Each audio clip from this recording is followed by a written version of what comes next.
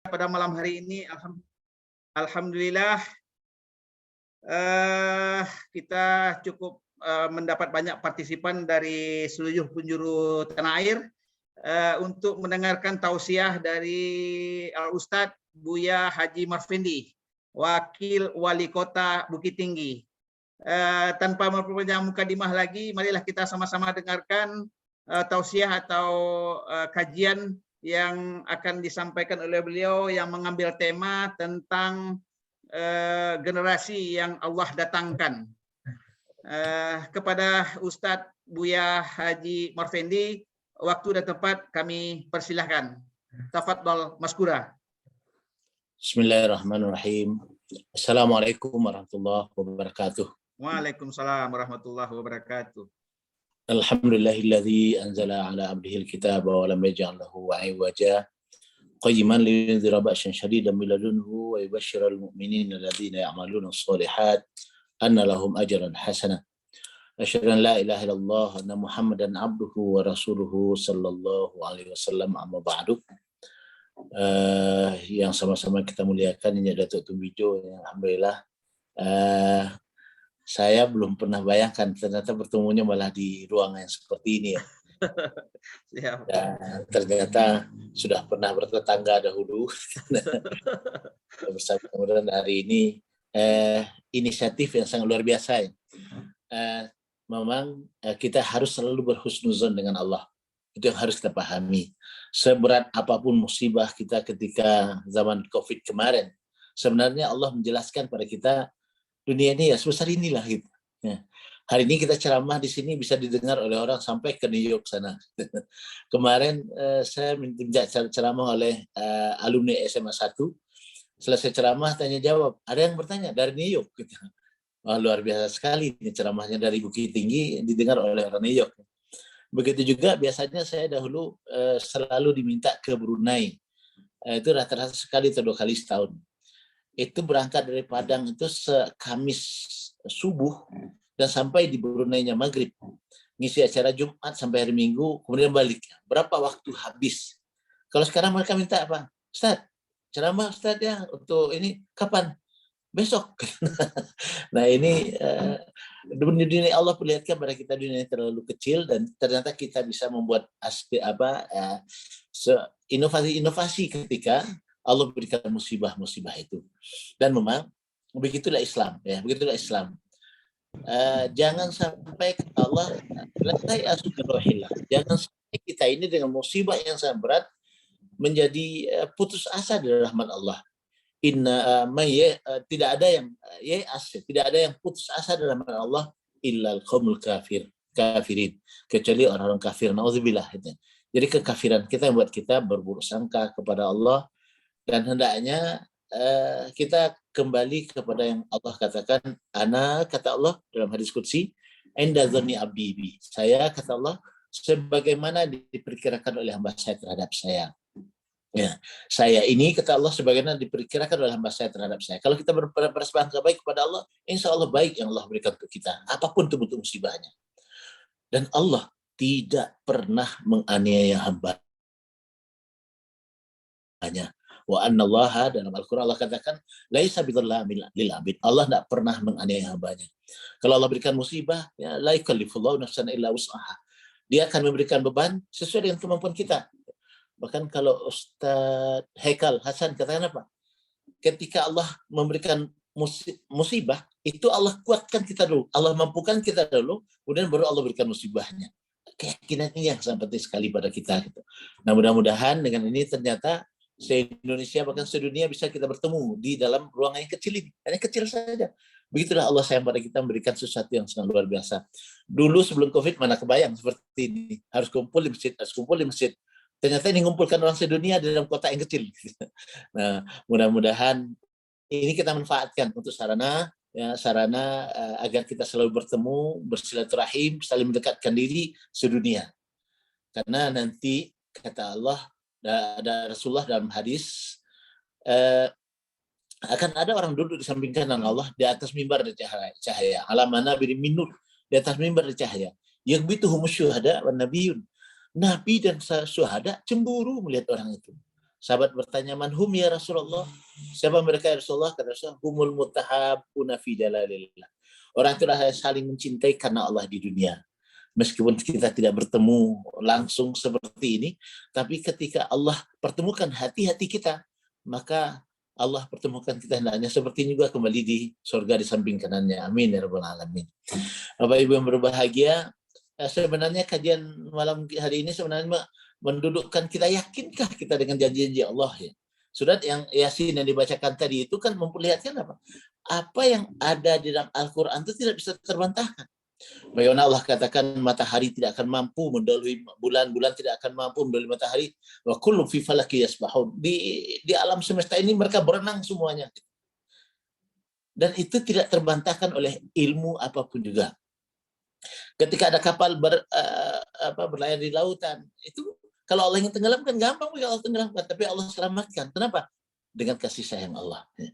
Artinya semua apa yang dalam Al-Quran itu, pertama yang harus ada dari kita ini yakin. Karena cuma kadang-kadang kita yakinnya. Cuman tapinya ini jangan masalah. Kalau istilah orang Padang itu dia bulat, tapi ada pojoknya gitu. Kalau kita di kampung itu nama sandian, gitu. Ada pojoknya dikit, ada runcing dikit di pojoknya tuh. Dia tetap bulat ya, tapi ada dikit. Semuanya saya yakin sih, cuman yang satu ini kurang yakin ya, nggak boleh. Harus yakinnya. Sehingga beberapa janji-janji Allah dalam Al-Quran itu hendaknya ada di hati kita, pasti itu kita. Dan berapa banyak janji Allah dalam Al-Quran itu yang sudah terbukti. Misalnya ketika sahabat di waktu itu dikepung di perang Khandaq, kemudian ada sebuah batu besar yang tidak bisa dipecahkan oleh sahabat. Akhirnya datang kepada Rasulullah, ya Rasulullah, ada sebuah batu besar yang tidak bisa kita pecahkan ya Rasulullah. Ayo kita pecahkan Rasulullah. Rasulullah ambil linggisnya, dia pukulkan kuat-kuat, ya. Terpercik api ke arah timur. Ya. Kata Rasulullah apa?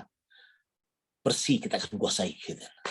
Orang dikepung ya, kita bisa bayangkan orang sedang dikepung oleh tentara multinasional, tapi Rasulullah kata Persi kita akan kuasai. Dipukulkan sekali lagi apa? Romawi terpecik dua ke arah barat ya, Romawi kita akan kuasai. Langsung Allah balas dengan apa? Surat Ar-Rum, ghulibatir Rum, Romawi kita akan kuasai. Ya. Bapak Ibu yang berbahagia, ketika ayat itu turun, Rasulullah balasi dengan apa? Ni'mal jais hadza wa ni'mal qaidu hadza. Sehebat-hebatnya pasukan adalah pasukan yang menguasai Romawi. Sehebat-hebatnya pemimpin ya, jenderal yang menguasai Romawi. Ibu-ibu, ibu-ibu waktu itu semenjak ayat itu turun, semenjak Rasulullah mengatakan ini sebaik-baik pemimpin, apa yang terjadi? Semua ibu-ibu berniat, ya Allah, anak saya itu ya Allah, anak saya yang memimpin itu ya, anak saya. Nah saking yakinnya mereka. Tapi coba perhatikan, berapa lama kemudian Romawi dikuasai oleh Muhammad Al-Fatih, umur 21 tahun? Itu ternyata 500 tahun setelah ayat itu turun. Tapi muslimah waktu itu yakinnya seperti yakinnya ayat itu turun, waktu dia turun. Nah Bapak Ibu yang berbahagia, keyakinan itu kemudian membuat Bapak Muhammad Al-Fatih mengatakan, ini anak saya yang akan memimpin menguasai Romawi. Muhammad Al-Fatih pada usia 21 tahun, dia kuasai. Kita mungkin melihat dengan dimensi kita sebagai manusia ya, 500 tahun itu kan lama, panjang.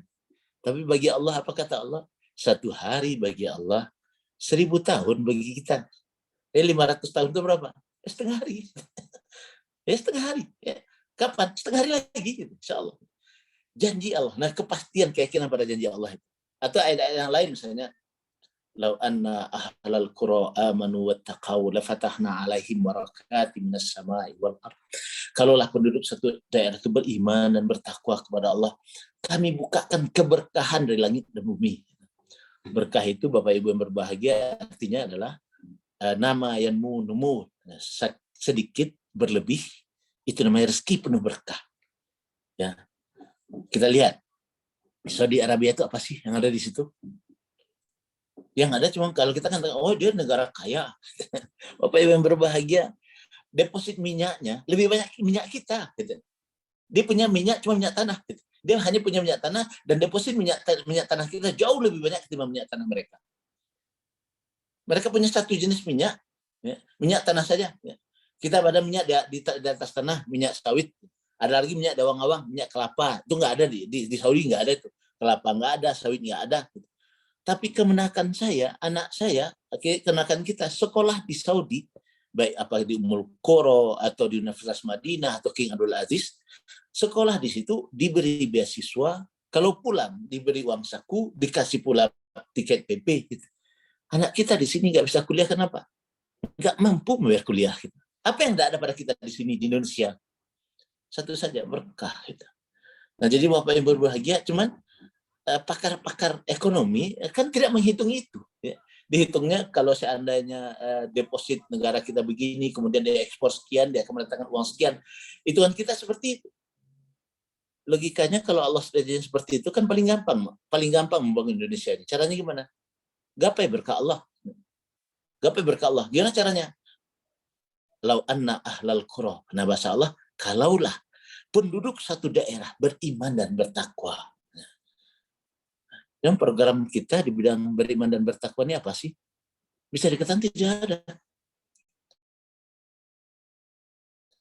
Sudah ada di Undang-Undang Dasar. Tapi realisasinya bagaimana? Bagaimana bentuk realnya itu? Kalau itu kita kejar saja, insya Allah saya yakin Indonesia ini segalanya ada, ya, segalanya ada. Apa yang tidak ada di Indonesia? Kita bertanya cuma yang apa yang tidak ada di Indonesia. Nah, Bapak Ibu berbahagia, kajian kita hari ini adalah kajian janji Allah Subhanahu wa taala. Janji Allah Subhanahu wa taala kepada kita akan mendatangkan satu kaum. Surat Al-Maidah ayat 54. Yang Allah katakan, ya ayyuhalladzina amanu. Nah, ini yang ditanya kita nih ya. Wahai orang-orang yang beriman. Ini kita nih yang sudah mau membuka linknya Zoom ini ya, memencet-mencet angka itu kenapa? Karena ingin ketemu, karena ada dorongan iman di dadanya. Apalagi ya ini perpindahan dari masjid ke lokal Zoom. Gitu. Nah, yang mau itu kenapa? Karena dorongan iman sebenarnya. Nah, kita yang Allah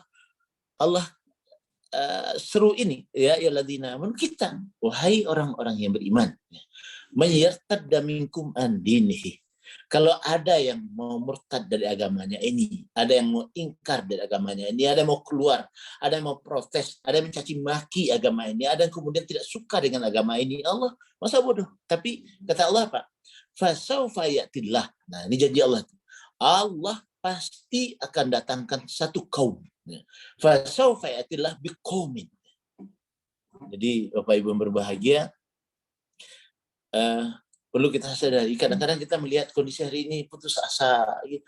Benar, bisakah kita tetap hidup dengan keimanan kita? Bisakah kita Islam ini dengan baik? Karena memang tantangannya tambah lama bukan tambah ringan. Tapi perlu kita sadari, Bapak Ibu yang berbahagia, perlu kita sadari yang pertama adalah tidak pernah di dunia ini, ya, kalau jalan itu mendaki saja terus. Pasti di ujung pendakian minimal datar dia. Setelah itu mungkin ada penurunan. Tapi juga perlu ingat, jangan hanya dibayangkan menurun saja terus. Ingat suatu saat akan ada pendakian. Ya. Nah, ketika lihat ya, janji Allah itu kadang-kadang membuat kita putus asa. Nah, ini sebenarnya janji Allah ini ada, tapi kadang-kadang kita merasa putus asa. Mungkin nggak ya? Bisa nggak ya? Kita bisa bayangkan ya, ketika Nabi Musa dikejar oleh Firaun. Ya, dikejar oleh Firaun, ketemu dengan laut. Kita bisa bayangkan akhirnya apa kata pengikut Musa ya, Bani Israel yang Nabi Musa itu pada sudahlah Musa, angkat tangan sajalah lagi. Nah, apa kata Nabi Musa yang punya keyakinan dalam bahasa Allah ya, inna ma'a rabbi, sesungguhnya Tuhanku bersamaku ya. Saya masih punya Allah, saya masih punya harapan. Dia tidak pernah putus asa. Ya.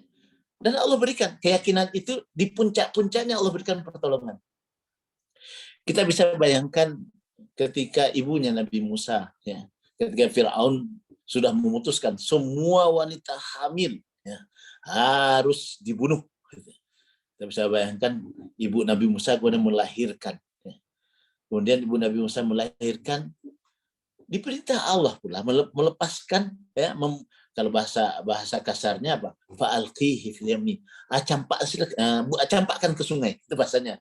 Campakkan ke sungai. Tapi sebagai manusia, ya, perintah Allah seperti itu, dia buatkan juga tempatnya, ya. Kemudian ditaruh juga Nabi Musa di bentuk seperti apa perahunya, dan ibunya Nabi Musa tahu persis sungai ini masuknya ke tempat Firaun, mandinya istri Firaun. Kita bisa bayangkan itu. Ibu yang seperti itu, Musa sudah membunuh sekian banyak Firaun telah membunuh sekian banyak bayi, sebuah ibu-ibu sudah hamil. Nah sekarang anaknya akan dihanyutkan ke situ. Apa yang sudah membuat orang yakin? Satu saja, kalau benar kita yakin pertolongan Allah itu datang, insya Allah dia akan lepaskan anak itu. Nah ini ketika ada yang kemudian yang belakang ini terasa orang mencaci maki, mendiskriminasi, menuduh cereceng, tuduh-tuduh terhadap Islam, rasa-rasanya gimana kita nih? Yakinlah Bapak Ibu yang berbahagia, semakin malam hari, semakin gelap, semakin gulita, tanda fajar akan menyingsing. Tanda fajar akan menyingsing. Maka Bapak Ibu yang berbahagia, janji Allah apa? Fasaufa ya'tillah. Allah pasti mendatangkan satu kaum. Hanya saja kaum itu punya 5 kriteria. Nah, tergantung sekarang apakah kita masuk ke 5 kriteria itu tidak. Nah, ini kita coba akan bahas sedikit tentang orang-orang yang Allah janjikan ini. Nah, tentu pilihan kita mayartada jelas tidak. Orang yang murtad pasti tidak. Orang yang mau ingkar, buktinya kita mau ketemu di sini. Ini bukti kita tidak mau termasuk golongan pertama. Ya, pasti tidak. Nah, golongan kedua yang Allah akan datangkan itu, apa ciri-ciri khasnya? Ciri-ciri khas pertamanya, Pak. Biqaumin, pertama, yuhibbuhum wa yuhibbunahu. Allah mencintai mereka dan mereka mencintai Allah. Hubungan antara kita dengan Allah itu, Bapak Ibu yang berbahagia, ada hubungan saling mencintai. Kalau cinta Allah pada kita, jangan ditanya lagi. Ya. Kalau cinta Allah pada kita, jangan tanya lagi. Ya. Maka Rasulullah katakan apa? Wallahi kata Rasulullah, Allah itu lebih mencintai hambanya ini ketimbang ibu kepada bayi yang sedang ibu susukan. Ya. Betapalah ibu cinta dan sayangnya kepada bayi yang sedang ibu susukan. Digigit pun ibu senyum-senyum saja. Ya. Dikencingi. Bahkan senang bahagia sekali kita. Kenapa? Karena cinta. Dan kata Rasulullah, Allah lebih mencintai kita ketimbang ibu kepada bayi yang ibu susukan itu. Semua apa yang ada dalam diri kita ini bukti cintanya Allah pada kita. Tapi permasalahannya Bapak Ibu berbahagia, jarang kita mendapat penanaman akidah bahwasanya Allah itu cinta kepada kita. Ya. Jarang. Akan mungkin tidak ada. Ya. Nah, ini Pak Dokter masuk, tetangga saya masuk lagi. Tetangga di Lapai. Pambayan nambo Pak Buya. Iya. Pambayan nambo. Pambayan. Iya, pambayan. Nah, jadi jarang kita ini mendapat penekanan Allah sayang pada kita. Bahkan yang terjadi sebaliknya. Saya pernah di sebuah kota di Sumatera Barat ini mengumpulkan anak-anak SMA. Saya kasih kertas, coba adik-adik ya ceritalah tentang Allah. Gitu. Cerita tentang Allah. Bercerita mereka sekitar 200 orang itu. 80% lebih mengatakan Allah itu pemarah. Nah, coba bayangkan. 80% mengatakan Allah itu pemarah. Kenapa? Nggak salah mereka. Saya coba ada diskusi apa. Hampir semuanya ketika tanya lah sama ibu-ibu atau bapak-bapak yang di sini, ibu-ibu, Bujang, sholat lah, kalau nggak sholat masuk neraka. Baik-baiklah sama orang tua, harus satu orang tua, kalau enggak masuk neraka. Sangat cepat kita ini mengancam anak kita untuk masuk neraka. Apa yang tertanam di kepala anak kita? Allah itu pemarah. Bukan hanya Bapak Ibu yang berbahagia, bukan hanya kita saja, enggak. Termasuk yang ceramah. Ketika tsunami di Aceh, ceramahlah para ustadz-ustadz ini. Allah sudah marah sama orang Aceh. Masya Allah. Memang Allah ini pemarah. 99 nama Allah tadi, tidak ada yang menyebutkan Allah itu maha pemarah. Tidak ada. Maha penyiksa. Tidak ada. Yang ada itu Ar-Rahmanur Rahim. Yang maha pengasih, yang maha penyayang. Yang mencintai yang yang mukmin, memberikan keamanan, muhaimin, memberikan kenyamanan, Razak, memberikan semuanya husna, tidak ada yang buruk. Tapi kenapa kok mudah saja kata-kata itu karena marahnya Allah? Padahal hadis yang sahih itu mengatakan apa? Inna Allah idza ahabba abdan, kata Allah kalau sudah mencintai seorang hamba, ibtalahu, Allah uji. Allah uji. Kita bisa bayangkan kenapa kok mudah saja kita mengatakan Allah sudah marah, Allah sudah marah. Karena memang prosesi penanaman keyakinan kita selama ini jarang menanamkan Allah itu maha pengasih, maha penyayang. Buruk pun di mata kepala kita, ingat, ya, asa anta karahu syai'an wa huwa khairul lakum, boleh jadi buruk pandangan kita, tapi baik sebenarnya, baik sebenarnya. Ayatnya jelas, tapi kita lah menanamkan. Nah, sayangnya Allah itu nggak perlu diuji. Nah, ketika tertanam Allah itu sayang pada diri kita, yakinlah kita pun akan mencintainya. Nah, Bapak Ibu berbahagia, untuk itu kalau kita ingin menjadi generasi yang akan didatangkan oleh Allah ini, cobalah cari cara bagaimana mencintai Allah itu. Ketika hati ini cinta kepada Allah, ya, cinta kepada Allah, tanyalah sama orang anak-anak muda yang pacaran, dicubit sama kekasihnya sakit nggak? Enggak sakit. Dicubit nggak sakit. Kenapa? Yang mencubitnya kekasihnya. Tanyalah kepada kita, kalau kita cinta kepada Allah, dicubit oleh Allah dengan musibah sedikit, nggak sakit. Kenapa? Yang mencubit kita itu adalah yang maha mencintai kita. Dia mencintai kita. Jelas sekali. Di sini bahasanya Allah mencintainya. Yuhibbuhum, Allah mencintai kita. Dan kita mencintai Allah. Nah, tergantung sekarang. Kita mencintai Allah atau tidak. Kita ini hanya sering melihat Allah ini seperti anak-anak saya yang di SD misalnya, kelas 2 SD, datang ke saya, Pak, sekolah saya itu jauh, Pak, jalan kaki susah, tolong Pak belikan saya motor, Pak, gitu. Saya mau pergi pakai motor ke sekolah, anak kelas 2 SD. Kalau saya sayang kepada anak saya, pasti saya tidak belikan. Tapi apa kata anak saya? Bapak tidak sayang dengan saya ini, capek saya jalan ini. Nah, itu mungkin kita sering kepada Allah. Allah telah berikan kasih sayang kepada kita. Allah telah berikan cintanya kepada kita tanpa batas. Bahkan kata Allah SWT, Bapak Ibu berbahagia, bagaimana kata Rasulullah SAW, Allah itu punya 100 nikmat. 100 nikmat. Baru satu yang Allah turunkan ke dunia ini. Dan 99-nya Allah akan sempurnakan untuk hamba-hambanya yang beriman di surga nanti. Masya Allah. Alangkah luar biasanya kalau kita mendapatkan 99 itu.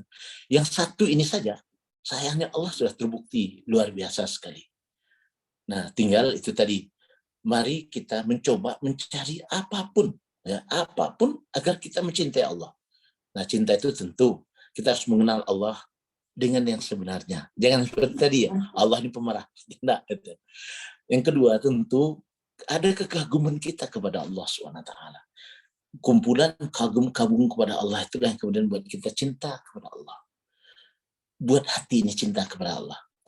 Saya dari dahulu berpikir, apa yang buat orang mati syahid itu bisa senyum? Sebenarnya Bapak Ibu yang berbahagia, yang membuat senyum itu begini. Ada orang bujang dan gadis sini saling jatuh cinta. Ya. Berjalan naik travel dari Bukit Tinggi ke Kota Padang. Nah, jaraknya 2 jam itu kalau Bapak Ibu yang belum pernah ke Padang. Naik travel biayanya 50.000. Ya, 50.000. Kira-kira siapa yang bayar? Ya laki-laki kita perempuan. Ya. Yang laki-laki bayar inilah, kita yang perempuan inilah. Ya. Kedua-duanya saling ingin memberi. Kenapa? Karena cinta. Karena cinta. Ketika dia cinta ingin saling memberi, ingin saling berkorban. Ya, oke lah, sekarang laki-laki yang membayar. Kalau dia bayar sendiri 50.000, dia bayar berdua 100.000. 100.000. Rugi atau untung? Secara material rugi. Gitu. Tapi kalau kita tanya hari ini, siapa yang paling berbahagia? Yang membayar atau dibayar? Saya yakin yang membayar yang bahagia. Ada nggak di dunia ini rugi bahagia? Nggak ada. Ada bapak-bapak pulang dari pasar jualan, senyum-senyum aja. Ngapain Pak? Rugi di pasar. udah gila Bapak dikata ibu. Nggak ada. Kecuali kalau dihitung dengan matematik cinta. Kalau hati ini cinta, rugi pun bahagia ternyata. Nah, Bapak Ibu yang berbahagia, orang yang mati syahid itu ditembak dia. Kenapa dia bisa tersenyum? Dia saking cintanya dengan Allah dan dia berkorban dengan nyawanya yang paling berharga, dia bahagia. Nah, Bapak Ibu yang berbahagia, itu rahasia cinta sebenarnya. Kalau kita belum bahagia bertemu dengan Allah, kalau kita belum bahagia bisa memberi untuk Allah, itu mungkin cinta kita belum kuat. Nah, jadi prosesi pertama, ya, generasi pertama yang Allah akan berikan itu yang benar-benar berupaya semaksimal mungkin mencari cinta Allah, mencintai Allah, ya. dan mencintai Allah, bukan ya. Ingat, kita ini lebih cenderung dicintai, lebih suka dicintai ketimbang mencintai. Padahal yang paling bahagia adalah mencintai ketimbang dicintai. Kalau kita pengen dicintai terus, kita akan kecewa suatu saat. Tapi kalau kita selalu mencintai, insya Allah akan bertemu yang indah-indahnya. Nah, ini Bapak Ibu yang berbahagia, itu generasi ciri yang pertama. Yang kedua, yang Allah katakan azillatina 'alal mu'minin. Nah, ini Pak Datuk, saya sampai jam berapa ini berbicaranya? Lanjut. Mungkin sampai 9 10 lah, ya. Sampai jam 10 dengan tanya jawab. 9, ya. 10 kurang seperempat kita batasi waktunya, ya. Mungkin selesai tanya jawab juga ya. Ya, siap. Oke. Baik. Nah, yang kedua Allah katakan adalah azillatin 'alal mu'minin. Zillah itu kecil, ya. Merasa kecil di hadapan orang-orang beriman. Ya. Merasa kecil di depan orang-orang beriman, ya. Merasa bukan rendah diri ya, enggak, ya. Tapi kecil di depan orang beriman.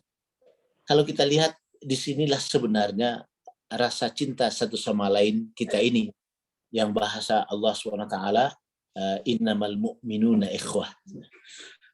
Ketika kita membesar itu beda bahasa Minang. Kalau bahasa Minang menggadang ya. Kalau kita merasa sombong dengan diri kita, ya. Sombong itu kalau dalam bahasa Minangnya menggadang. Ketika kita sombong di depan orang, yakinlah orang tidak akan suka dengan kita.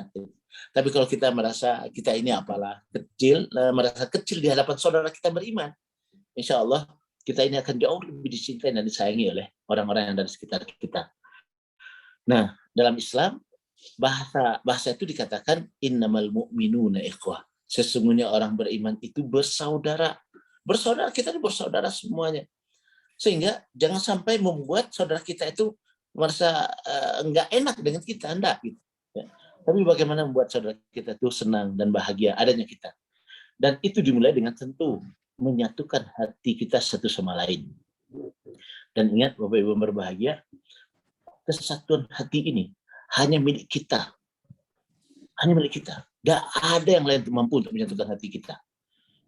Kalaupun ada, kita lihat organisasi yang wah, ya, tidak dilandasi dengan nilai-nilai Islam ini, ya Allah kata apa? Tahsabuhum jami'an wa qulubuhum syatta. Engkau lihat mantap, ya, bersatu, ya, kokoh, ya. Tapi hati mereka cekcok, hati mereka pecah belah. Kalau kita tidak, kata Allah, lau anfaqta ma fil ardi jami'a ma allafta baina qulubihim. Kalaulah engkau keluarkan semua apa yang ada di dunia ini untuk menyatukan hati manusia, kata Allah, niscaya kamu tidak akan mampu menyatukannya. Walakinnallaha allafa bainahum.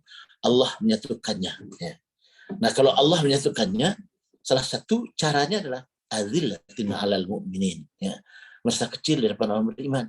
Dan ini gampang membuktikannya, Pak Ibu yang berbahagia, kita ini sudah merasa kecil di depan orang beriman atau tidak. Kalau ada sebuah organisasi, ya, kalau zaman Rasulullah dulu dan sahabat dahulu, ketika idenya diterima, astagfirullahaladzim, mereka istighfar. Ketika idenya tidak diterima, ya, kita tidak terima, alhamdulillah, dia bersyukur kepada Allah. Beda sekali dengan kita kan. Kalau ide saya tidak terima, saya buat organisasi baru. Nah, jadi Bapak Ibu yang berbahagia, ini kita ingin menyatukan umat ini, menyayangi umat ini, mencintai umat ini, menyatukan hati ini. Maka yang dicari adalah sisi-sisi persatuannya. Kalau perbedaan, itu sudah sunnatullah. Orang lahir kembar identik saja, yang bedanya paling ya, bedanya cuma sekitar menit lah. Ternyata tetap saja berbeda. Identik, tapi tetap berbeda. Kenapa? Itulah perbedaan. Itu sunnatullah. Tapi yang namanya persatuan itu adalah sesuatu yang kita upayakan. Ya, harus kita upayakan. Jadi kita mencari titik-titik persatuan, jangan mencari titik-titik perpisahan. Mencari titik perbedaan, nggak dicari pun berbeda. Nggak dicari pun berbeda. Ngapain kita cari perbedaan itu? Nggak perlu. Gitu. Tapi yang Allah inginkan adalah bagaimana satu sama lain di antara kita itu saling menyatukan hati kita.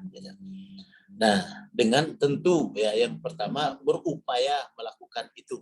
Melakukan dengan cara yang pertama yang Allah katakan azillatin alal mu'minin. Merasa kecil di hadapan orang-orang beriman sehingga kita ini benar-benar merasa tidak akan mampu hidup kalau tidak ada saudara kita yang lain. Merasa terlalu kecil kalau kita tidak pernah ada saudara-saudara kita yang lain. Nah, bersama itulah kekuatan yang kita miliki dan itu hanya dimiliki oleh kita orang-orang beriman kepada Allah. Dan jelas yang Allah kata dia, kalaupun kita keluarkan semua apa yang ada di dunia ini menyatukan hati manusia, tidak akan mampu. Gitu. Tapi Allah menyatukannya.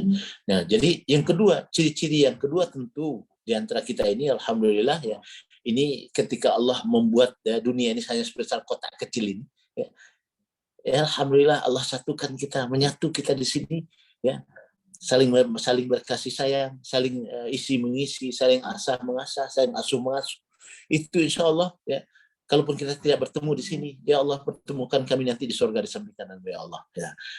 Ini upaya-upaya kita. Ya. Meskipun hanya mungkin di sini lihat wajah-wajahnya atau bahkan nggak nampak wajahnya, hanya nama-namanya saya tertulis di sini. Ya minimal ada Ustaz Sadri di sini, ya.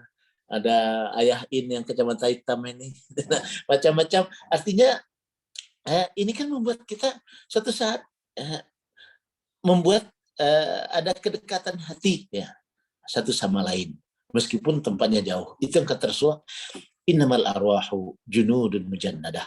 Ruh kita ini kalau gelombangnya sama, ini Bapak Ibu berbahagia ya, junudun mujannadah ya. Junud itu tentara ya. Tentara yang berjalin bergelindan. Meskipun kita berkejauhan, tapi satu sama lain akan menyatu. Kapan? Minimal dengan doa-doa kita ya, dengan doa-doa kita. Dan suatu saat ya Allah tempatkan kita di tempat yang sama di surga nanti ya. Insya Allah nanti di akhirat kita akan ingat-ingat ini Pak Dokter Prima ini tampang begini, kita kan ketahuan itu. Nah wajah-wajahnya begini ya, Bu Gusnidar begini ya, dan Bu Elda begini itu ini kebayang-kebayang semua nanti itu. Kenapa? Karena Allah ingatkan semuanya itu. Khair yarah ya, syarr yarah. Allah lihatkan semuanya. Nah, Bapak Ibu berbahagia, di mana itu bisa dibuat ketika memang hati kita ini kita kecilkan di hadapan saudara kita. Yang dampaknya adalah bagaimana innamal mu'minuna ikhwah, dan itu hanya karunia Allah Subhanahu wa taala. Fa asbahtum bi ni'matihi ikhwana. Maka jadilah kamu dengan nikmat Allah bisa bersaudara. Dengan nikmat Allah, fa asbahtum bi ni'matihi, dengan nikmat Allah kita bersaudara. Dan kita berupaya semaksimal mungkin agar kita saling bersaudara, saling mencintai satu sama lain meskipun kita berkejauhan.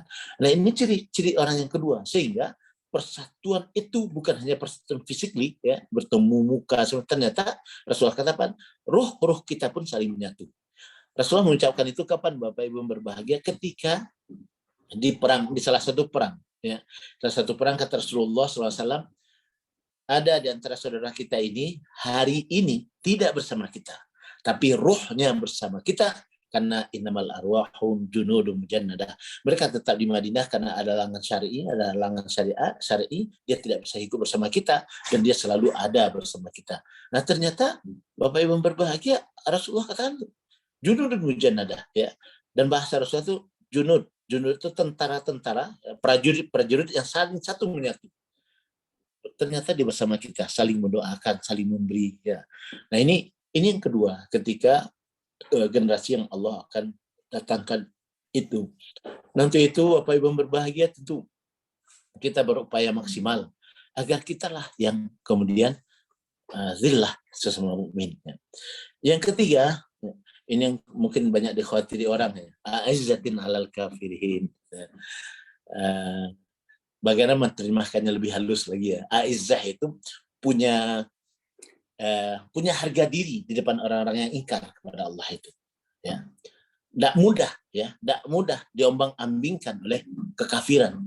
Baik itu bentuk orangnya ya, baik itu bukan hanya orangnya saja, mungkin ide-idenya, gagasan-gagasannya, ya, ideologi-ideologinya, tidak mudah. Kenapa? Karena Bapak Ibu yang berbahagia, kita ini adalah orang-orang yang eh, sangat jelas Allah berikan konsep yang sangat ya eh, realistis, bukannya realistis, sangat benar dan dibuat oleh zat yang menciptakannya. Ya, oleh zat yang menciptakannya. Kalau kita punya motor Honda, ya, Honda itu dibuat oleh orang Jepang. Nah, kemudian orang Jepang mengeluarkan sebuah buku manual. Ya. Sebuah buku manual itu mungkinkah kita kemudian di buku manual itu dikatakan bahan bakar daripada motor ini adalah bensin. Apakah kita ganti dengan minyak tanah? Saya yakin pasti nggak jalan tuh motor.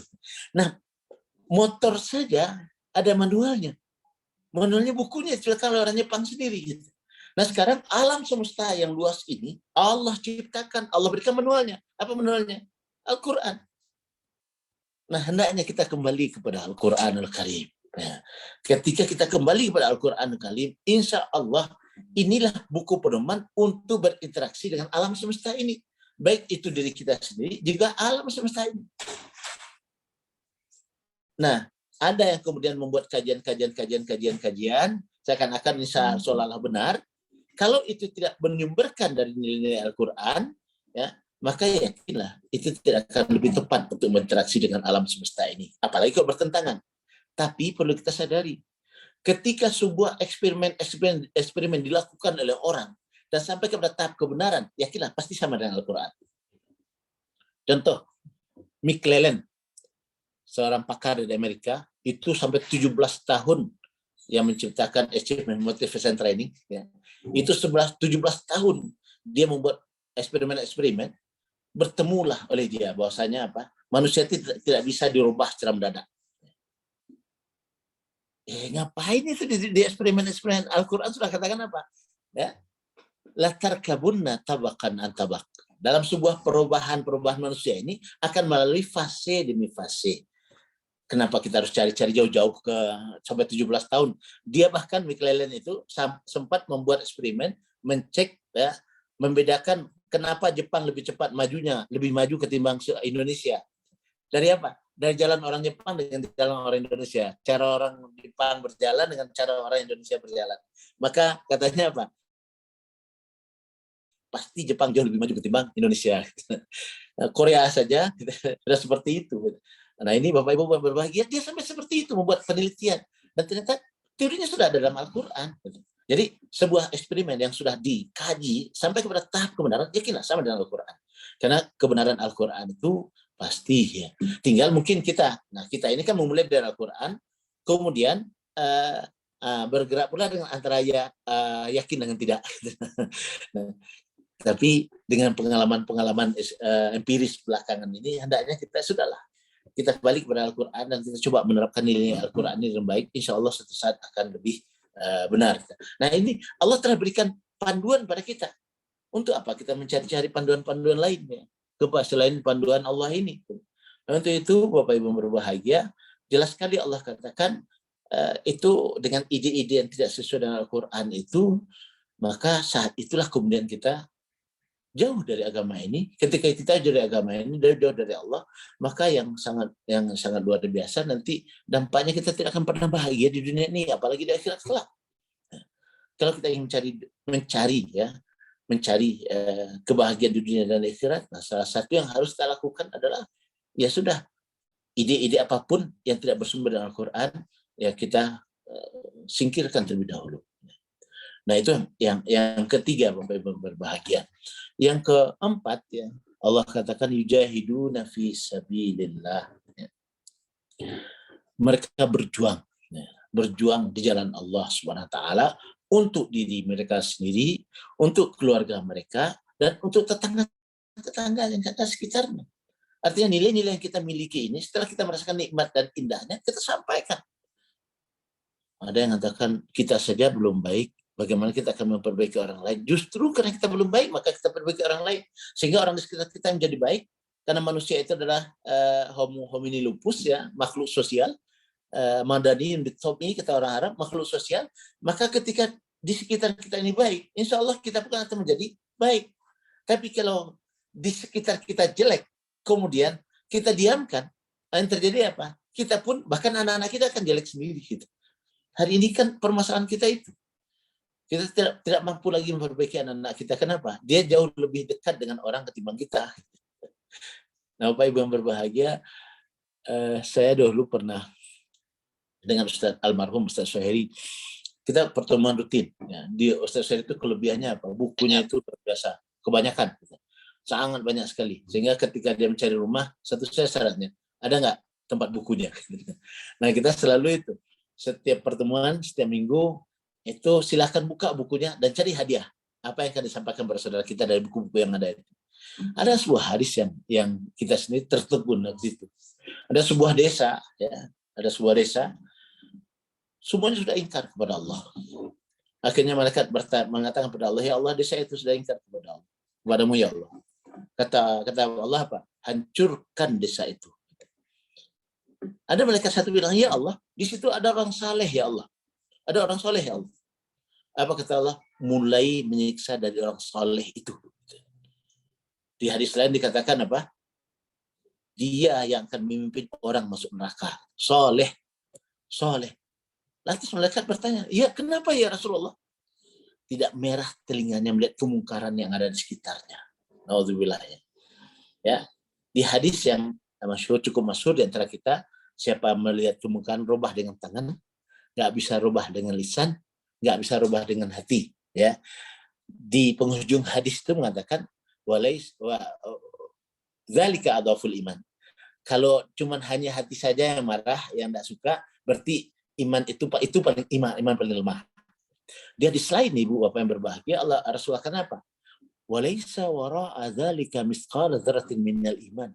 Kalau di hati ini juga tidak ada rasa tidak suka, maka berarti tidak ada sedikit pun iman di dadanya. Walaisa wara'a dzalika misqal, sekecil biji atom iman di dadanya. Kalau dia tidak melihat kemungkaran ini, dia tidak ada keinginan untuk memperbaikinya. Tidak ada upaya untuk bisa lebih menyampaikan minimal pada seseorang. Berapapun lah yang bisa dia mampu. Pokoknya apa yang ada pada kita ini sampaikan kepada yang lainnya. Nah ini minimal itu perjuangan kita. Menyampaikan apa yang ada pada kita ini kepada orang ada yang dekat kita. Anak-anak kita, ya, tetangga-tetangga kita. Bagilah mereka. Gitu. Kenapa? Masuk surga itu jangan egois. Masuk surga itu zumara, kata Allah. Ya, rame-rame. Gitu. Rame-rame, jangan egois. Surga itu luas, ya. Surga itu sangat luas sekali. Ya. Kalau cuma satu orang rugi, gitu. Ya, zumara bersama-sama.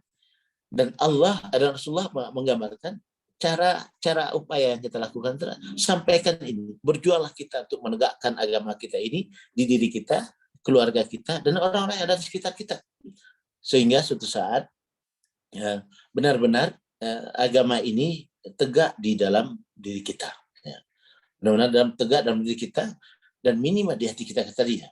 Kalau Hasan al-Banna itu katakan apa? Tegakkanlah Islam di negaramu, dia akan tegak di negaramu. Tegakkan, usirlah penjajah di hatimu, dia akan jauh dari negaramu. Nah, Bapak Ibu berbahagia, kita mulai dari sini. Kita mulai dari sini. Jangan sampai kemudian ternyata kita hanya menjadi orang soleh. Nah, yang harusnya apa? Bukan soleh, muslih. Muslih itu dia soleh ke dirinya dan memperbaiki orang lain. Upayakan itu di sekitar kita.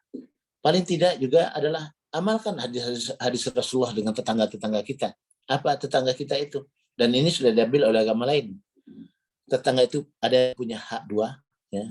Ada yang punya hak 1, ada yang punya hak 2, ada yang punya hak 3. Gitu. Yang punya hak 3, dia Muslim, dia tetangga kita, dia keluarga kita. Dia yang punya hak 2, dia Muslim, dia tetangga kita. Yang punya hak 1, dia tetangga kita. Mungkin non Muslim. Ayo, kalau kata Rasulullah apa? Kalau memasak banyakkan kuahnya. Dia bukan hanya banyakkan kuahnya, ya udah sesuai dengan hadis ini, dibanyakkan kuahnya. Ya banyak kuah kan kemudian dimakan sendiri itu sama sendak gitu ya. ya, banyakkan kuahnya dan bagi kepada tetangga-tetangga kita. Ya, bagi. Bapak Ibu berbahagia, kadang-kadang kita kurang perhatian masalah itu. Padahal ada seorang sahabat namanya Sya'ban. Sya'ban itu, Masya Allah, dalam hadis dikatakan sampai jalan kaki ke masjid itu 2 jam. Jalan kakinya. Tapi dia tidak pernah di saf kedua, pasti saf pertama terus. Saf pertama. Suatu subuh Rasulullah melihat Sya'ban belum ada. Kata Rasulullah, kita tunggu Sya'ban. Tunggu Sya'ban berkali-kali udah berapa lama enggak juga datang. Akhirnya Rasulullah kemudian sholat, kemudian ditanya, ada nggak yang tahu rumah Sya'ban di mana? Kata sahabat, ya Rasulullah, kita mau berjalan 2 jam dari mana itu ke masjid kita ya. Ternyata sampai di rumahnya istrinya mengatakan Sya'ban meninggal ya Rasulullah. Tapi ya Rasulullah, beliau sebelum meninggal mengatakan apa? Seandainya lebih jauh. Seandainya saya berikan semuanya. Seandainya yang terbaik yang saya berikan. Ya. Apa itu ya Rasulullah? Akhirnya Rasulullah katakan apa? Ya. Sya'ban itu ketika akan meninggalnya sudah terbayang-bayang indahnya surga bagi orang-orang yang pergi ke masjid. Maka ketika itu, aduh, seandainya jauh di rumahnya dari masjid. Padahal sudah jauh, masih pengen jauh lagi dari itu. Kenapa? Pahala melangkah ke masjid itu luar biasa sekali. Kemudian, kenapa ya Rasulullah? Seandainya aku berikan semuanya. Ketika itu Sya'ban pernah mendapat roti, ya, dan akan dibawa pulang. Sampai dia cuma punya roti ini saja akan dibawa ke rumahnya. Sampai di jalan ada seorang orang miskin minta lapar, dia mau makan. Apa? Dipotong 2 oleh Sya'ban rotinya tadi, dikasih 1 kepada orang miskin, dia bawa setengahnya ke rumah. Terus ketika Sya'ban akan meninggal itu sudah diperlihatkan oleh Allah pahala orang yang memberi. Pahala orang yang memberi. Aduh, katanya seandainya waktu itu saya berikan semuanya, luar biasa Allah berikan. Ya. Nah kemudian, kenapa ya Rasulullah kok seandainya lebih baik? Gitu. Sya'ban itu pernah mau pergi ke masjid hari musim dingin. Ya. Dipakailah jasnya 2 lapis. Ya. Yang paling bagus taruh di dalam, yang di luar dengan harapan nanti yang nggak buruk dipasangnya. Nah, nanti pas di masjid dia lepas yang agak buruk. Di tengah jalan bertemulah seorang miskin yang sedang kedinginan. Diambilnya lah ya jaket yang di luar itu diberikan kepada orang yang miskin itu. Allah menggambarkan ketika dia akan meninggal itu betapa luar biasa orang yang memberikan sesuatu yang terbaik kepada saudaranya. Apakah seandainya yang terbaik ini saya berikan kepada dia, tentu saya dapat pahala yang luar biasa. Bapak Ibu yang berbahagia, jangan sampai kita menyesal seperti itu nanti. Marilah kita memberikan nilai-nilai ini kepada saudara-saudara kita yang ada di sekitar kita. Dan itulah perjuangan kita hari ini. Membuktikan Islam ini adalah agama yang bahasa Allahnya apa? Bahasa Allahnya kasyajaratin thayyibatin asluha tsabit wa far'uha fis sama. Bagaikan buah batang kayu yang luar biasa, akarnya menancap ke bumi dan pucuknya ke langit. Ya, kalau di Minangkabau ada buah batang beringin, ya, pokoknya bersandar, ya, batangnya untuk bersandar, akar untuk bersila, daunnya untuk berlindung. Ya, kita tambah satu lagi, Allah gambarkan apa? Bukannya itu. Tu'ti kullahin. Dia selalu memberikan buah kapan saja, memberikan buah kapan saja. Bahkan bukan hanya memberikan buah kapan saja. Ini bukan buah durian yang setiap berbuahnya bulan Desember. Saya tidak.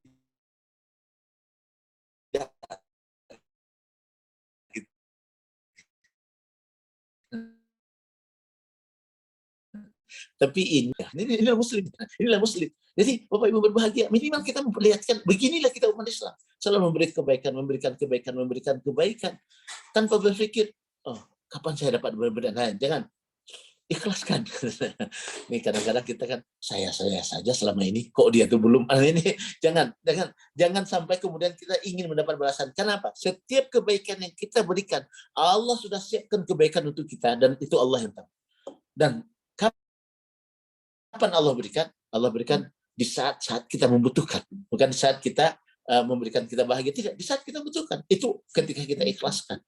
Jadi tutiukalah kulahid. Nah, begitulah kita. Mujahid kita, berjihad kita adalah memberikan hal-hal yang baik dari kita itu ya, kepada siapapun yang ada di sekitar kita. Dilempar pakai masuk, kan nggak ada masalah. Ini buah untuk kalian. Ya. Dilempar pakai kayu, nggak apa-apa ini. Sehingga inilah batang kayu yang Allah berikan.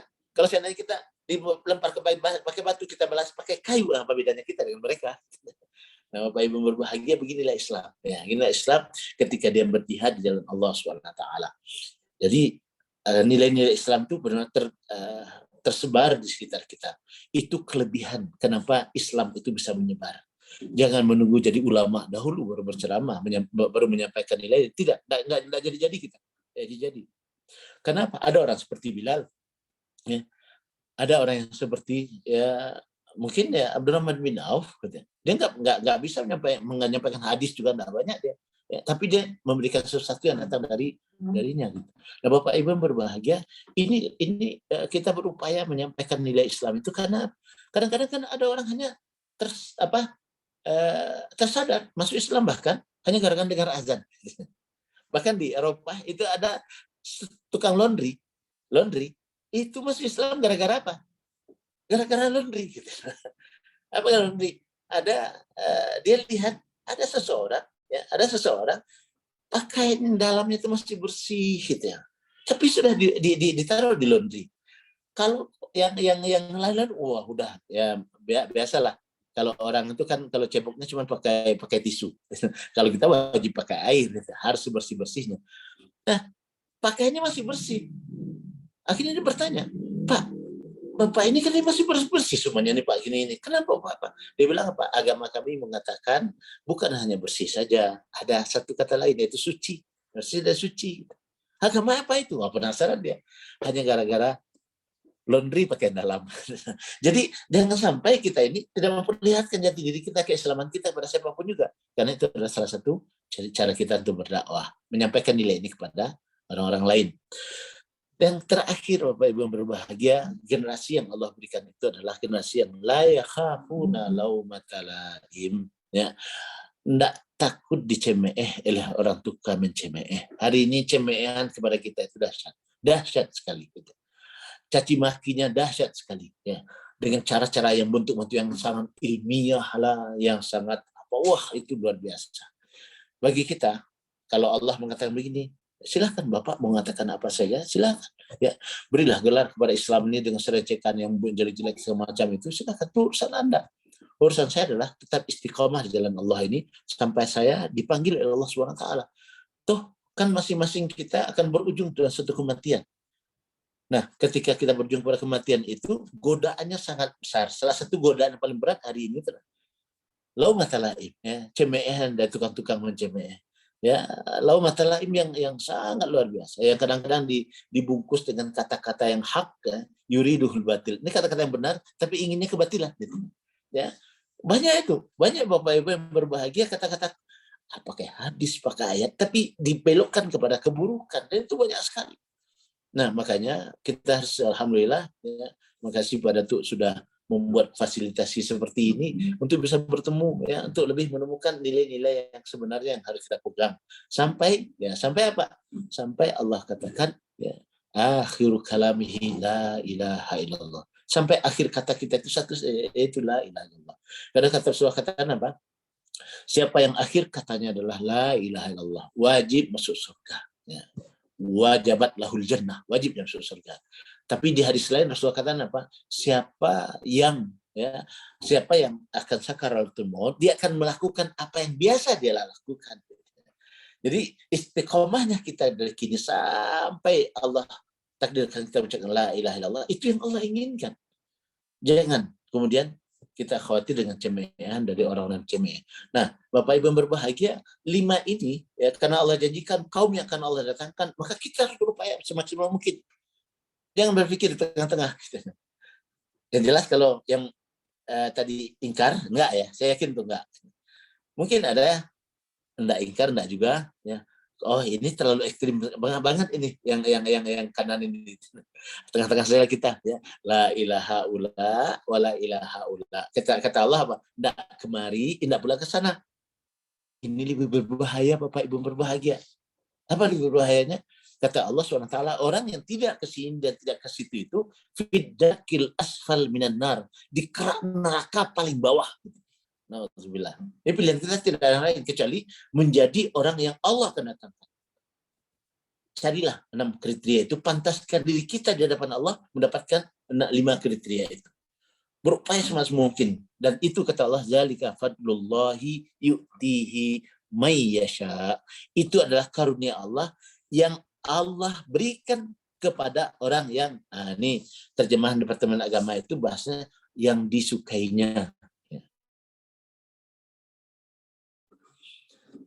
Di dalam bahasa Arab harusnya bukan yasha, tapi apa? Yusha, to di. Itu kalimat pasif. Yusha, ya. Yurid menginginkan, yurad diinginkan. Ya. Yasha menginginkan, yusha diinginkan. Ya.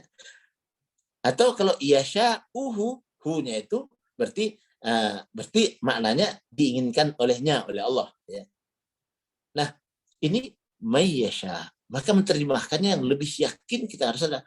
Zalika fadlullahi, itulah karunia Allah yang Allah berikan kepada orang yang menginginkan karunia itu. Maukah kita dapat menjadi orang terbaik ini, orang yang Allah datangkan itu? Ayo, cap mau. Ya. Kalau cap mau berarti cari 5 kriteria ini. Dan yakinlah Bapak Ibu yang berbahagia, dalam hadis Rasulullah katakan apa? La yazalu ta'ifatun min ummati zahirina 'alal haq, akan selalu saja ada kelompokku ini yang akan memperjuangkan kebenaran, la yadurruhum man khazalahum, enggak akan ada yang mampu menghancurkan mereka. Nah, kalau kita ingin masuk ke barisan pawai ini, maka tentu kita harus samakan gerak langkah kita dengan dia, pakaian kita dengan gerakan itu, sehingga suatu saat Bapak Ibu berbahagia, kita bersama seperti ini kembali. Banyak maaf ya, kita masih ada waktu sekitar 20 menit lagi untuk tanya jawab. Banyak maaf. Assalamualaikum warahmatullahi wabarakatuh. Waalaikumsalam warahmatullahi wabarakatuh. Masya Allah. Jazakumullah khairan kasirah, Buya. Iya. Luar biasa. Jadi Buya ini beliau apa namanya 3 sekalian ini, alim ulama juga, kemudian juga beliau juga nini mama, gelar beliau Datuk Basa Balimo, kemudian beliau juga cerdik pandai, sekarang beliau adalah wakil wali kota Bukit Tinggi. Baik Bapak Ibu jamaah kaum muslimin dan muslimat, mungkin ada pertanyaan atau ada yang ingin ditanyakan, silakan langsung atau silakan melambaikan tangan. Dan ini ada satu chat dulu ini, yang pertama dari Iin Gustrini dari Matur, Lubuk Basung. Assalamualaikum Ustadz, izin bertanya, bagaimana merubah mindset anak-anak kita bahwa Allah pemarah dengan Allah Maha Penyayang? Nah, itu mungkin yang pertama. Untuk yang kedua, silakan Bapak Ibu kita dulu ini, kita note dulu. Selamat datang juga ini kawan saya dari Medan ini, Dr. Prima Idwan Mariza, asisten perdata dan tata usaha Kejati Sumut. Alhamdulillah beliau hadir.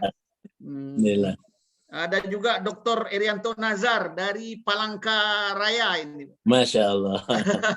Lengkap ini Ustaz. Ya, silakan pertanyaan yang kedua.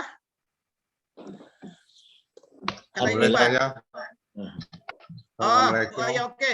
Pak Gubernur Anies, silakan Pak Gubernur. Ya, assalamualaikum warahmatullahi wabarakatuh. Waalaikumsalam warahmatullahi wabarakatuh.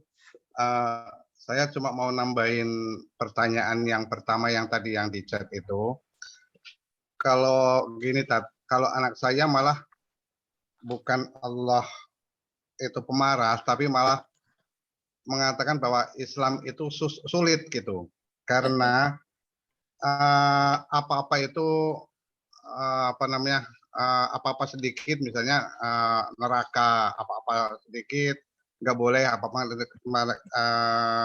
misalnya gini, misalnya soft yang tidak rapat gitu, sholatnya tidak sah. Terus misalnya akan masuk neraka kalau masih di hatinya itu ada sedikit rasa sombong.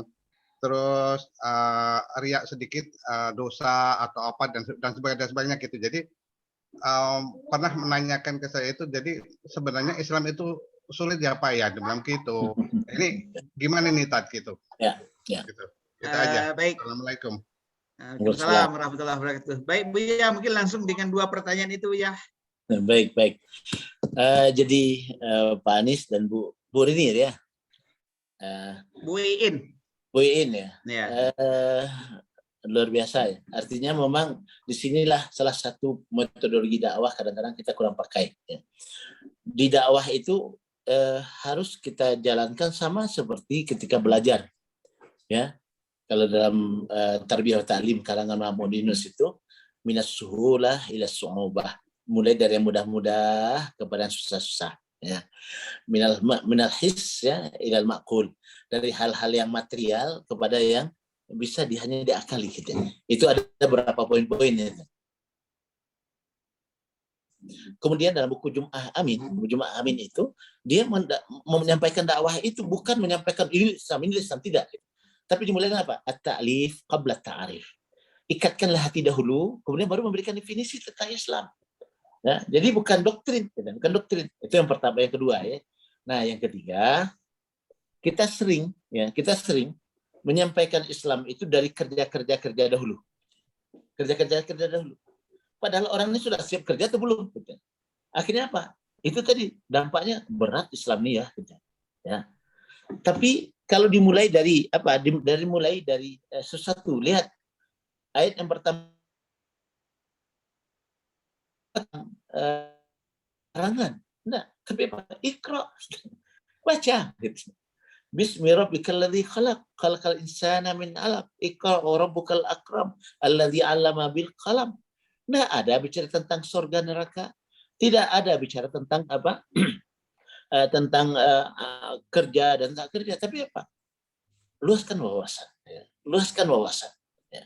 Baca yang tersurat, baca yang tersirat. Nah, sekarang dakwah dimulai dengan apa? Salat wajib. Nah, mulai dari fikih. Nah, ini perlu harus kita dudukan. Banyak sekarang dakwah dimulai dari perintah dan larangan, yang ujungnya juga fikih. Gitu. Sehingga ketika sering saya kalau sudah ceramah itu pertanyaan, hukum ini bagaimana Ustaz? Hukum itu bagaimana Ustaz? Dulu, ya. Kalau sekarang alhamdulillah. Kalau dulu kan ibu-ibu pejabat ini harus pakai konde belakang. Tahun 90-an. Ustaz, katanya konde itu haram. Saya bilang, Bu, kalau saya bilang haram, Ibu bisa membuka kondenya besok enggak? Enggak bisa, Ustaz. Ini kan kita bertemu dengan pejabat, dengan gubernur, gitu. Dan enggak bisa, gitu. Nah, kalau itu belum bisa kita ajarkan mereka itu, gitu. Jadi memang harus musayyarah, atau harus sama antara kemampuan dia bekerja dengan nilai-nilai yang diberikan. Nah, nilai yang pertamanya itu memang harus dari akidah. Akidah itu adalah dari kata akada yang kedua akdun, akad. Nah, akad nikah, akad jual beli. Apa yang pertama harus didudukkan? Ikatan manusia ini dengan Allah. Ikatan manusia ini dengan Allah. Nah, kalau hati ini sudah terikat dengan Allah SWT, ya, bahasa kita sama tadi ya. Kalau hati ini sudah cinta kepada Allah SWT, maka apa yang dari Allah pasti ringan dan indah. Orang kalau sudah jatuh cinta itu, kalau kekasihnya suka pakai baju hitam, pasti dia pasti baju hitam. Orang kalau sudah cinta dengan kekasihnya, ya, itulah tadi. Dicubit saya nggak terasa. Gitu. Ya. Jadi ini yang harus kita dudukkan. Nah, bagaimana fikih? Nah, contoh yang paling gampang, Bapak Ibu berbahagia, kita yang sering mengundur-undurkan waktu sholat. Ya, kenapa itu? Ya kan masih salat zuhur kita jam 2 itu masih boleh kan menurut fikih. Jam 2 lewat seperempat, jam 3 masih, Jakarta masih, jam 3 masih. Bahkan di Padang itu jam 3 lewat 30 masih boleh salat zuhur menurut fikih. Ya, itu menurut fikih. Tapi Bapak Ibu yang berbahagia, kita ini sholat agar melepaskan tanggung jawab atau agar diterima Allah. Kenapa kita mundur-mundur waktu sholat? Karena sibuk ini. Ya. Kalau seandainya saya minum air minum, kemudian ada sisanya, kira-kira Bapak Ibu mau nggak minum sisa saya? Saya kira nggak ada yang mau gitu, kecuali istri saya atau anak-anak saya, nggak ada yang mau. Ya, sisa saya saja nggak mau kita terima. Kita bisa bayangkan siksa kita bekerja di dunia baru kita serahkan kepada Allah. Kira-kira diterima Allah nggak? Saya kira nggak diterima. Nggak bisa. Sisa-sisa. Tapi kalau sudah darurat, mati kita waktu itu salat, alhamdulillah. Gitu. Nah, Pak Ibu berbahagia itu saja. Kalau orang yang di hatinya ada cinta kepada Allah, nah kalau bahasa orang Minangnya belum disuruh sudah pergi, gitu ya. Belum dipanggil sudah datang. Gitu. Kalau cinta ini ada di dada, gitu ya. Belum disuruh saya sudah pergi, ringan semuanya. Kalau hati cinta ini menerima yang dari kekasih, yaitu Allah SWT, maka salat itu ada Buya Jamaris Aziz di sini dulu, almarhum. Masya Allah, beliau itu lunak sekali ngomong itu. Dia bilang apa? Bapak-bapak, ibu-ibu, kalau bapak-bapak, ibu-ibu anaknya merantau, ya pulang dari merantau, apa yang bapak-bapak, ibu-ibu tanya dahulu? Mana oleh-oleh untuk saya? Oleh-oleh ini yang buruk atau jelek? Pasti yang bagus, ya, yang cakep, cantik, apalagi untuk orang tua gitu. Ya, coba bayangkan itu. Rasulullah pergi Isra dan kemudian Mi'raj ke langit, merantau dia sampai ke langit. Pulang-pulang dibawa hadiah, ya, oleh-oleh apa? Salat. Indah salat Nina, gitu. Indah salat itu. Oleh-oleh dari Allah, oleh-oleh dibawa oleh Rasulullah. Pasti cakep, pasti indah. Hanya saja kenapa kok menjadi berat? Ya, karena kita lakukan bukan dengan cinta. Karena kita lakukan dengan fikih. Kalau bahasa fikihnya tadi apa? Kalau enggak masuk neraka gitu. Kalau enggak ya masuk neraka gitu. Itu fikih. Kalau bahasa saya fikih itu ibarat pagar, ya, ibarat pagar. Ya. Tapi kita bercocok tanam kan bukan di pagar, kan di tanah. Bisa bercocok tanam di pagar, bisa. Ya, tapi baru ditanam langsung layu dia. Kenapa? Baru saja assalamualaikum, assalamualaikum. Saya nutu. Baru saja dia assalamualaikum sudah bergunjing kan kemari. Ya. Kenapa? Karena dia bercocok tanam di pagar.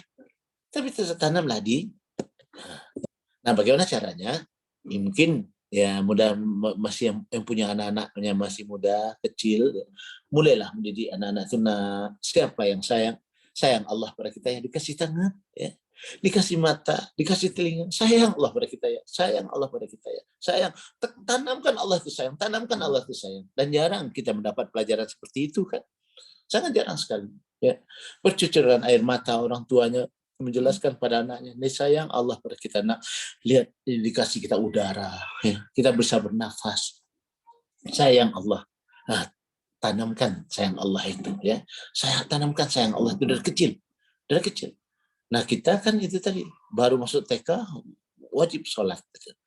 Kalau hati-hati ini sudah tertanam Allah sayang, malu dia kalau tidak melakukan apa yang diperintahkan oleh Allah. Nah, penekanannya nanti itu, ya, setelah tertanam Allah itu sayang, nah, ayo kita sholat.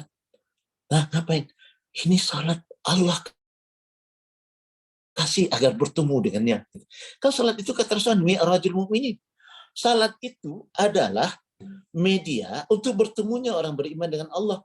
Kalau Rasulullah bisa mi'raj langsung seperti itu, maka kita Allah beri apa? As-salatu mi'rajul mu'minin. Salat itu naiknya orang beriman ke langit. Nah, coba evaluasi salat kita. Salat kita itu, apakah kita meninggalkan dunia naik ke langit, atau semua yang di dunia ingat semuanya? Nah, ini jadi masalah. jadi yang pertama, dasar salat kita itu cinta kita kepada Allah, ingin bertemu. Jadi ketika orang itu rindu dengan Allah, salah satu tempat bertemunya adalah salat. Ya. Nah, ingin bertemu sih, rindunya itu. Orang kalau sudah cinta pasti rindu. Ingin bertemu dengan Allah, caranya gimana? Ayo salat, harus beribadah. Dan semua ibadah yang Allah berikan itu adalah sarana melatih kita untuk mendekat dengan Allah dan meninggalkan dunia ini. Dan memang suatu saat kita akan meninggalkan dunia ini. Jadi saya cinta. Dan kemudian yang kedua, pahami benar apa yang kita baca waktu sholat. Waktu beribadah itu pahami dengan semuanya. Mau haji kita, mau umroh kita, mau zakat, mengeluarkan uang, mau salat apalagi, mau puasa, pahamkan sekali. Puasa misalnya kata Rasulullah apa? Semua ibadah itu, hadis diskusi ya, semua ibadah itu untuk hambaku. Haji itu dia, salat itu dia, illa syam, kecuali puasa. Itu untukku. Ya, kata Allah, itu untukku. Kita bisa bayangkan ini pemberian kita kepada Allah. Ya, kalau ada ibu-ibu di sini datang datang Ibu Iriana ke kampungnya, kemudian disuruh perintah oleh Pak Lurahnya, tolong Oh, Ibu di buatkan recordingnya dia nikah. karangan bunga, tolong Ibu karangan bunga taruh, nanti akan diletakkan di lehernya Ibu Iriana, Presiden Jokowi. Gitu. Seminggu menjelang hari H itu kira-kira bagaimana perasaan ibu-ibu? Wah,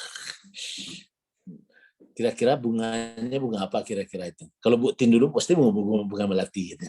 Nah Bu Iriana saya nggak terlalu dekat, nggak tahu dengan Bu Iriana apa yang bunga apa yang boleh. Pasti cari paling bagus sekali. Ya. Kira-kira bunga yang jelek-jelek ditaruh pasti enggak itu. Nah kalau seandainya kita akan memberi Allah Subhanahu wa taala yang kita cintai, nah balik lagi pada cinta tadi ya. Mustahil kita memberikan yang jelek-jelek. Dan kita tidak akan pernah mengotori apa pemberian kita kepada Allah itu. Kalau kita memahami makna puasa itu pemberian langsung kita kepada Allah. Hadisnya sangat jelas. Itu untukku kata Allah, wa ana ajzibi, dan aku berikan gambarannya. Jadi semua ibadah-ibadah itu benar-benar kita pahami.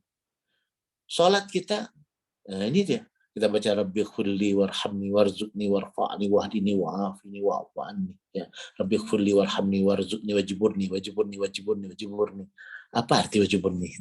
Kadang-kadang kita sudah minta wajiburni, saya nggak tahu pula kita apa arti wajiburni kan. Allah yang paling bahaya, ya. Allah berikan, nih juburni, gitu. Allah berikan seonggok juburni. Gitu. Karena kita nggak tahu apa yang kita minta, apa yang terjadi? Kita nggak mensyukurinya. Ketika kita tidak mensyukurinya, na'udzubillah. Lain syakartum, kalau engkau syukur, aku tambah. Nah, kalau enggak syukur, aku siksa kata Allah. Jadi ketika kita memahami apa yang kita baca, duduk di antara dua sujud itu Bapak Ibu yang berbahagia, selesai semua hidup kita. Selesai. Rabbighfirli, ya Allah, ampuni aku. Warhamni, ya Allah, rahmati aku. Saya tidak berani hanya menyayangi. Kalau sayang itu dia menampakkan kita yang baik-baik saja. Kadang-kadang Allah memberikan yang buruk untuk kita agar kita terhindar dari yang lebih dahsyat dari itu. Ya. Ada yang ketika pesawat dari Medan yang jatuh di bandara itu dulu kan ada seorang bapak yang terlambat dia untuk check in sampai dia marah-marah ya. Pas dia marah-marah itu buang meledak itu pesawat. Apa itu? Pesawat yang Bapak mau tumbahin tadi meledak gitu. Nah, kira-kira mau marah lagi enggak? Allah tuh sayang kepada kita. Cuman karena kita nggak merasa itu. Gitu. Nah, warhamni, Allah tuh rahmati. Warzuqni, ya Allah beri aku rezeki. Rezeki itu jangan terbayangnya uang saja. Bisa bertemu seperti ini. Bisa bertemu kita anak-anak istri di rumah lagi. Itu rezeki yang luar biasa. Masih bisa kita ke kerja sekarang. Itu rezeki yang luar biasa. Wajibudni, ya Allah sempurnakan aku. Selama ini kok nggak naik pangkat ini naik. Atau penyakit kita Allah berikan juga kesempurnaan, kita pula yang ngeluh juga gitu. Tamat anak SD, tamat pula anak SD, payah masuk SMP. Tamat anak SMA, terus gitu. Padahal itu bukti Allah menyempurnakan kita. Ya. Wajburni, warfa'ni. Selama ini kadang nggak ada apa-apa, ya Allah tinggikan aku ya Allah, warfa'ni. Wah ini tunjuki ya Allah, tunjuki saya Allah. Wa'afini, sehatkan aku ya Allah. Wa'fu anni, maafkan aku ya Allah. Ada nggak bapak-bapak, ibu-ibu minta lebih dari 8 ini di hidup ini? Nggak ada. Tapi kan kata Allah, takut, assalamualaikum, dah selesai.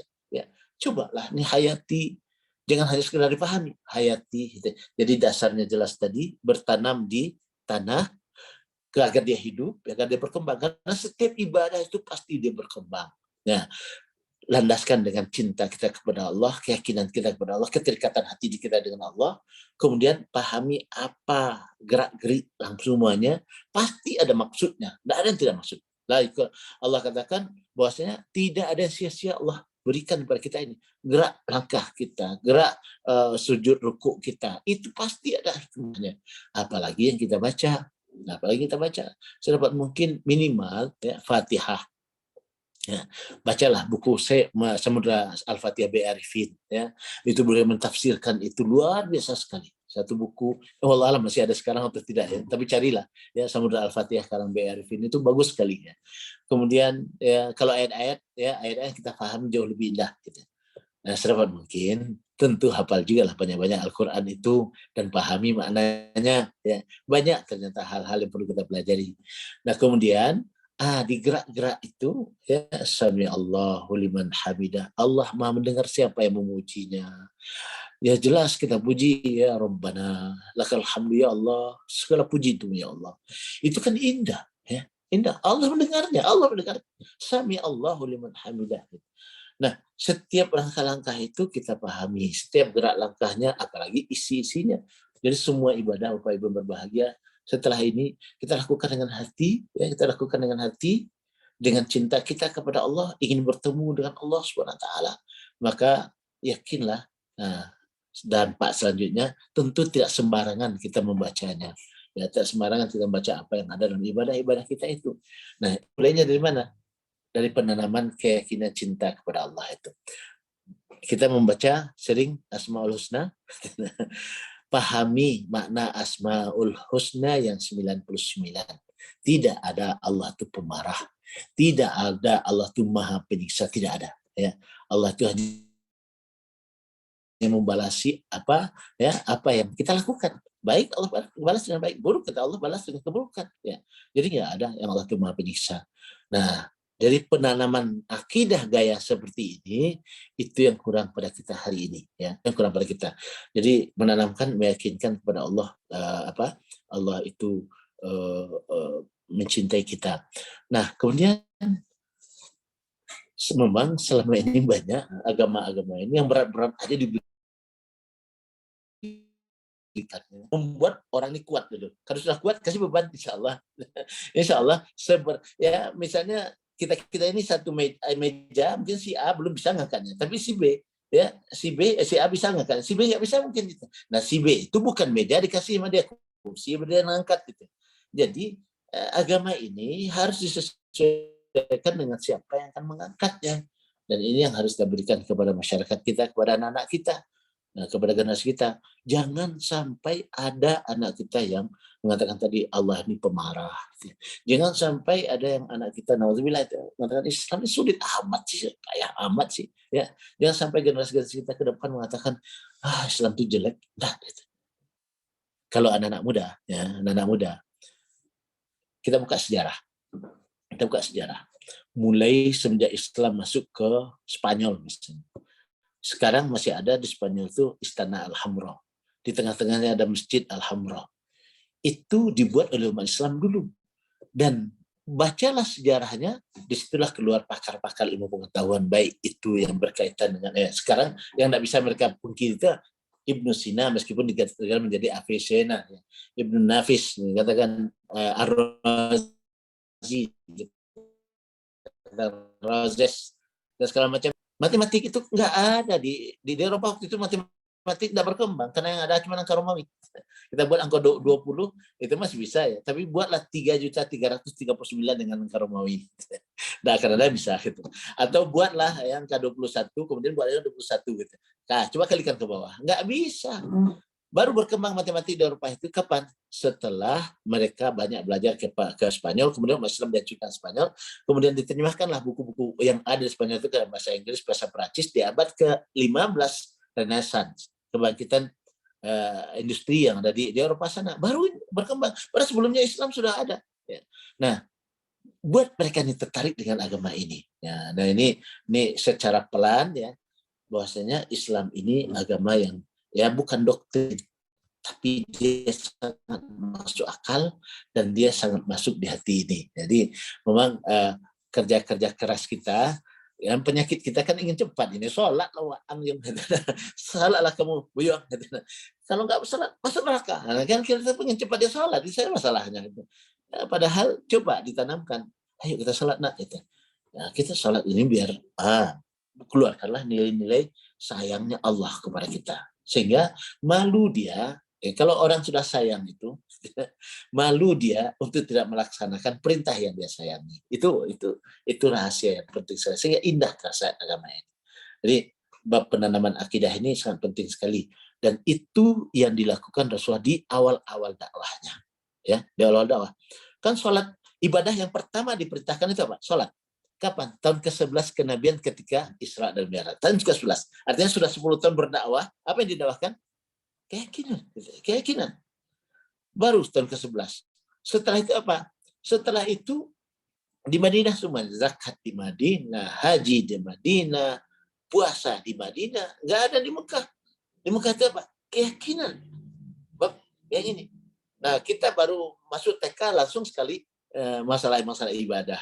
Nah, jadi mudah-mudahan ke depan kita akan mencoba ya secara pelan menyadarkan umat ini tentang sayangnya Allah kepada kita. Yang jelas Allah katakan tadi, yang pertama yang Allah akan datangkan kaum itu adalah yuhibbuhum wa yuhibbunahu. Nah, mudah-mudahan kita lah orang-orangnya. Mungkin itu saya pada itu dan Bu Iin serta Pak Adis yang sudah ya, bersama kita tadi. Banyak maaf ya, sudah jam 10 kurang seperempat janji saya. Masya Allah, Assalamualaikum ya. warahmatullahi wabarakatuh. Ini apa namanya? Mau waktu yang membatasi kita ini sebenarnya. Tapi mungkin untuk satu orang lagi aja Bu ya.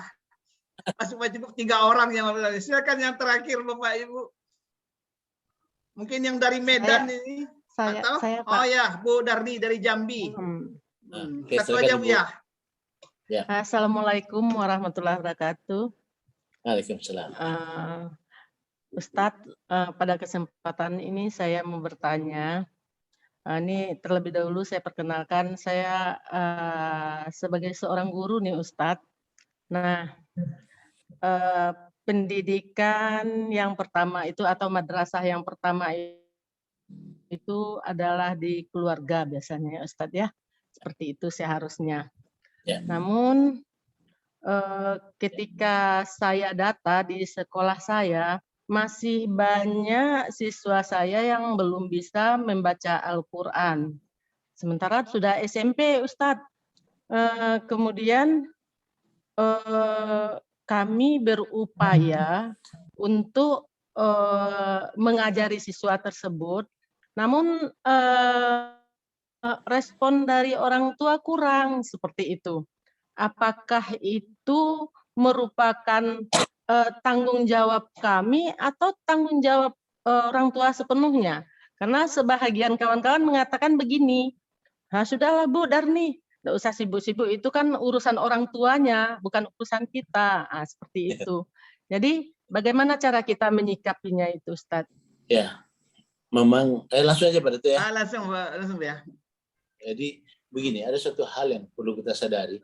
Dalam Islam itu, ketika kita akan membuat sebuah peradaban yang besar, yang baik, yang bagus, itu mulai salah satu batu batanya itu adalah keluarga.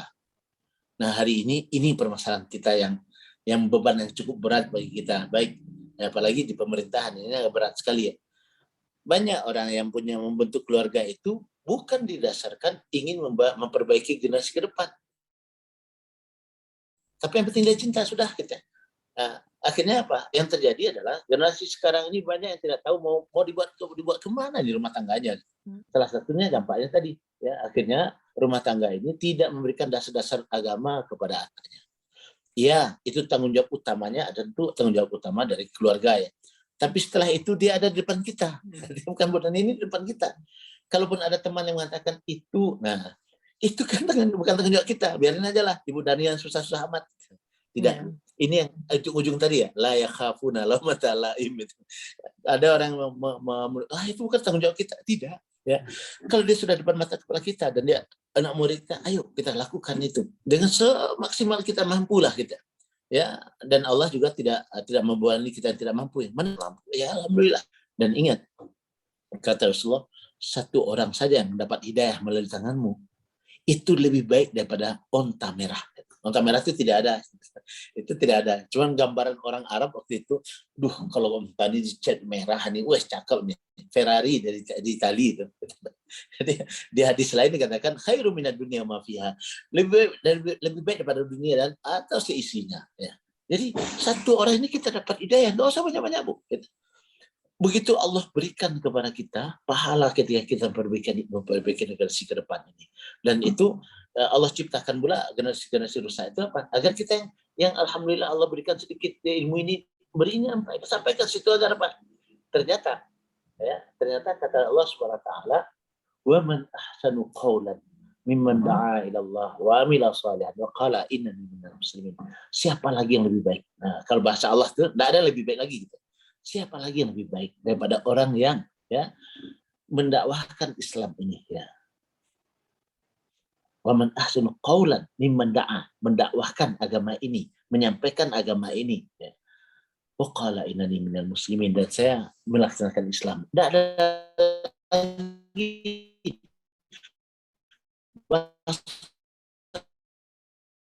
Allah tidak sampaikan kepada orang nilai-nilai ini.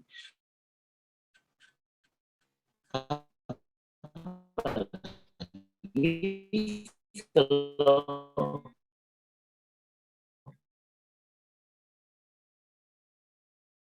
guru, kita juga guru, saya juga guru.